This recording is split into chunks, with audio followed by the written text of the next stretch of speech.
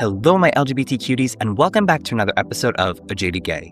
I'm Rob Lovelace, and today we're talking about the ongoing conversations within the LGBTQ+ community about what Pride means today, who it serves, and how it continues to evolve.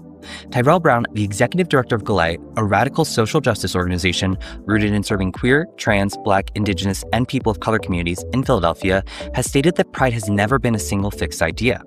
From its origins as protest and resistance to its current place as a global celebration, Pride has always held tension between liberation and visibility, activism and celebration.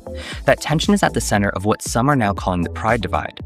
At its core, Pride began as a response to injustice, a demand for safety, rights, and recognition at a time when LGBTQ+ people were pushed into the margins of society. It was rooted in protest, community care, and survival. But over time, Pride has grown into something much larger: citywide festivals, international events, and a highly visible cultural movement. With that growth has come new questions about its meaning. One of the most discussed issues is commercialization. Corporate sponsorships and branded Pride campaigns have brought resources and mainstream visibility to the LGBTQ+ community. But they've also sparked debate about whether Pride's political roots are being softened or reshaped for mass consumption. For some, this evolution feels like progress and access, but for others, it feels like the loss of the movement's original urgency. Another major part of this conversation is generational perspective. Different generations within the LGBTQ+ community often experience Pride in very different ways. For those who live through periods of heavier discrimination, Pride can feel deeply tied to remembrance and activism. But for younger LGBTQ+ people, it may be more centered on identity, expression, joy, and community visibility.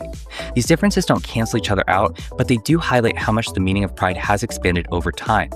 There's also an important conversation happening around inclusion within Pride itself. Many people continue to ask who is being centered at Pride events and who's still being left out on the margins. Issues of race, gender, identity, disability, and economic access all shape how people experience Pride differently, raising questions about whether the movement is fully living up to its name of liberation. So if you want to learn more about conversations reshaping Pride, check out the podcast episode and blog post linked below. And remember, every day is all we have, so you gotta make your own happiness.